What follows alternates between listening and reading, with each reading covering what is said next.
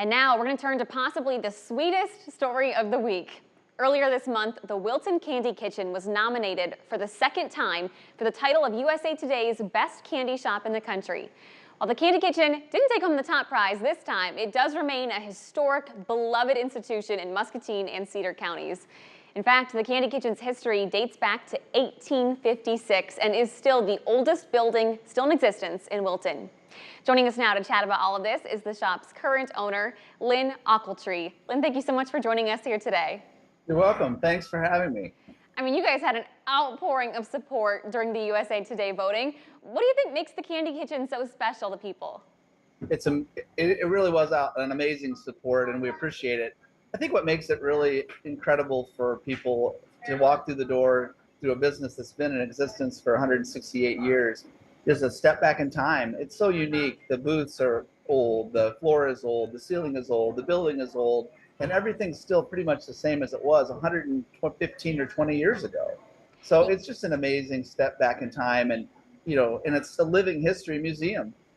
Well, I know you guys get a lot of visitors from all over the place. Where do you see a lot of people coming from? Well, it's amazing. I always say within a year we'll see about 35,000 guests swing through our door.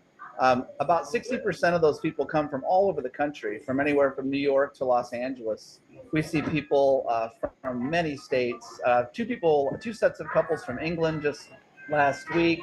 It's just amazing to see the people. But we do have a huge local clientele of people from the Quad Cities to Iowa City, from Sioux City to Chicago that swing through, and are regulars that we see often.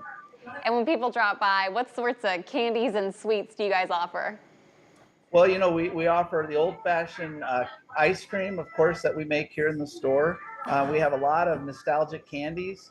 We curate a lot of different candies, probably almost 100 different kinds of candies that we curate here to have at the Candy Kitchen and offer from different time periods of people's lives. So someone can walk in and see something they enjoyed, like a whistle pop, or even a bag of M&Ms. So there's a lot of different things that they can find here. But ultimately, I think coming to get a sweet treat at an old-fashioned soda right at the soda fountain made right in front of you is pretty special.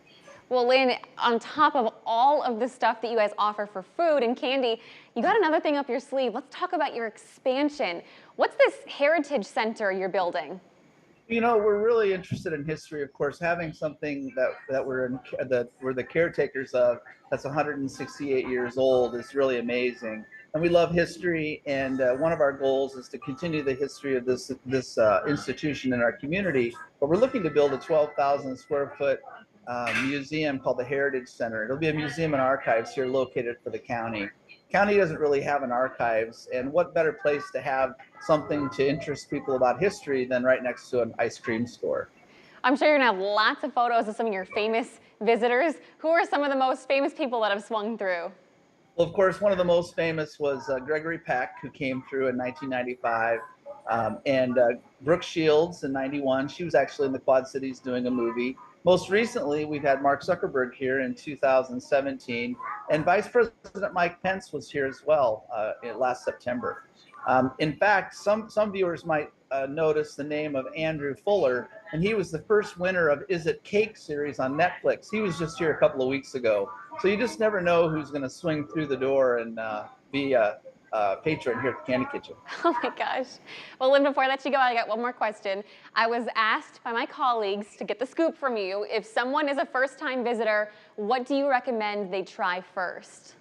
Well, the number ones here at the Candy Kitchen would be a cherry Coke made right at the counter, but a chocolate malt would be probably the other number one that I would suggest, made with our homemade chocolate from the recipe from 110 years ago.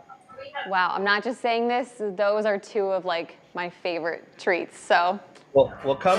I had a guy say one time. He said the chocolate malt is like a liquid Whopper, and the cherry Coke is like a side of Wonderful. Wow, I mean, I can't say anything any better than that. Lynn, Thank you so much for your time today. I really appreciate this. Well, thank you. We sure appreciate all the publicity, and thank you for including us. Absolutely. And if you guys at home want to share this story or check more on the Wilton Candy Kitchen, you can head over to our website. Just click on the As Seen on TV tab.